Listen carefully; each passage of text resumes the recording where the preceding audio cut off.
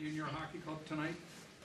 I didn't think we quit. I didn't think there was any lack of effort with our group. I thought we were out of sorts for the first period, and it showed in the execution of our power play.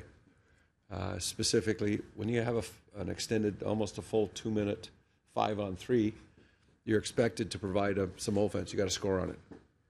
And I think that came back to haunt us later in the game, obviously with a one-goal hockey game, and then you don't execute it, and you should be scoring goals on that.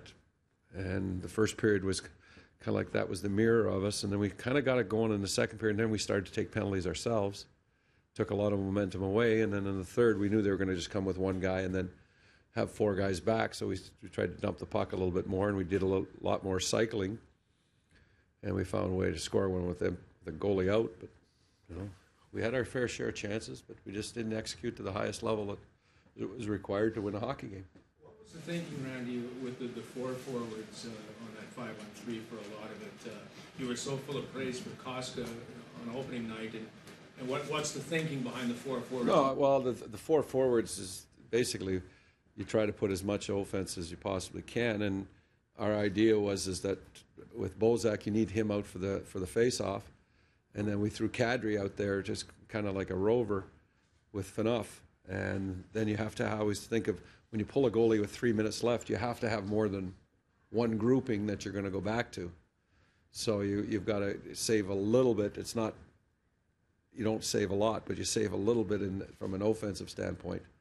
And we just thought that it would be more of an advantage to have Kadri come for the goalie and save Koska for the second unit.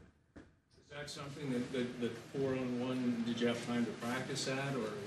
Yeah, we've had a little bit of practice time with the 6-on-5 and the 4-on-3, 5-on-3. We went over it, but I wouldn't say we spent hours on it, but we're going to spend time on it tomorrow.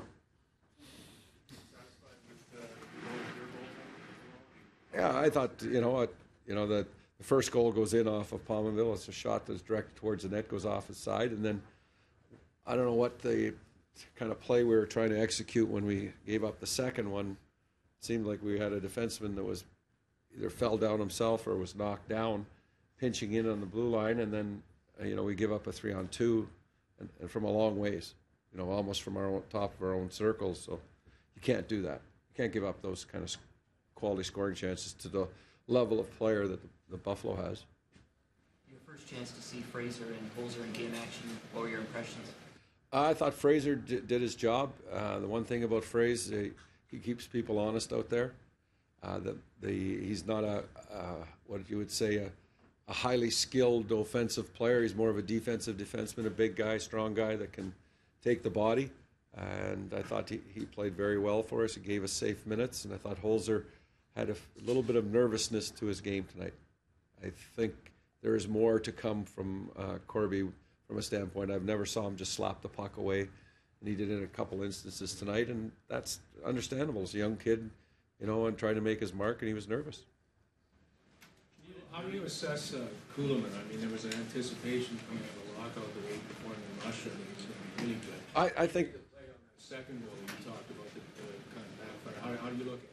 Well, I think he pulled the puck off the wall, and it kind of got away from him, but I don't think our defenseman should have been where he was either. So, it was a mistake. And in my mind, when I look at the mistake, I thought the defenseman should have been backed off, or there should have been somebody at least higher. We had a great shift going. It was kind of like a rally killer, and that really deflates your group when you have an extended period of time in the offensive zone for, I would say it's 30 seconds plus, and we were doing a lot of good things, and we managed to get a line change out against their tired players.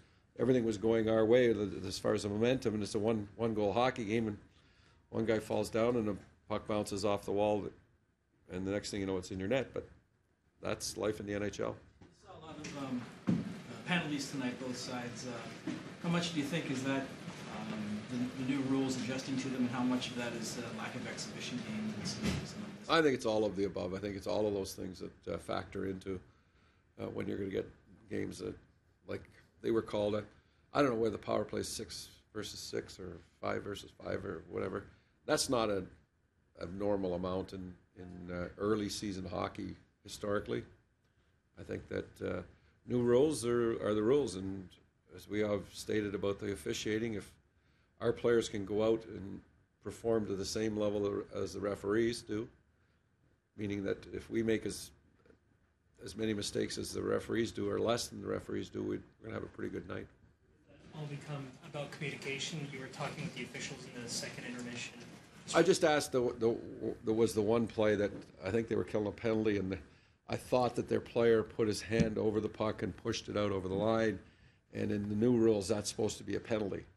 So if you push it out with your fist closed or bat it out like so, but anytime you put your hand over the puck and move it in the defensive zone, it's a penalty, and that I was just questioning if that was it, and he said he missed it.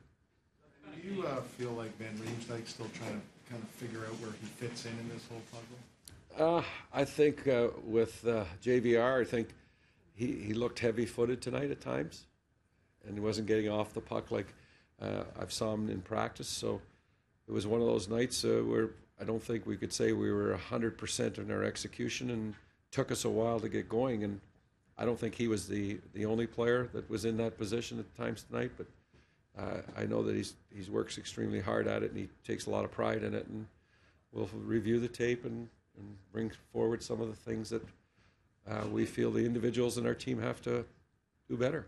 I know it's only 2 games, you've got 3 goals in 2 games, and neither Phil nor Joffrey have scored. I would imagine you're not unhappy with their attempts. Well, I think that, again, that when you're an offensive player and you get offensive minutes and you get an opportunity on the 5-on-3, you have to execute. And if that's the reality of it, you have to have your best players providing you the offense that's required in these games, in those situations. Now, when you review it, I'm sure there's some things that we're going to say that we'd like them to do a little bit differently than what they did tonight. Shouldn't Randy get you to comment on the opening ceremonies and the fan reaction? I thought it was cool. I mean, Yeah, I thought it was cool too to have the from outer space.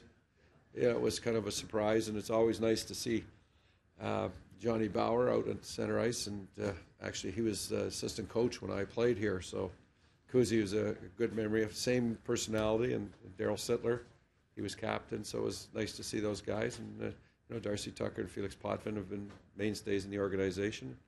I thought it was done very well. When you're inside, you don't get to see it's the Highlanders, right? I don't know what the actual name of them is, but the 48th, yeah, and the pipe band. It's special. It must have been exciting for you guys, the players. You could see the smiles on their face. The fans were with you right off the hop. Yeah, I thought that the fans were very energetic. They were loud. I thought they supported our hockey club, and even on a night where we didn't provide a lot of offense, there wasn't very many negatives. But I think, again, that goes to sometimes if you see the work ethic, and Colton Orr does a great job, steps up, and it takes on a very, very large man. And, those are the kind of things that you're going to need from your team. And that's what we're asking for. We just don't want ordinary. Result aside, how would you compare the effort tonight and Saturday? Yeah, I think our effort has been there. I think our execution wasn't to the same level that I don't know if you could say we executed better. I'd just say that it wasn't to the level that was required to get points tonight.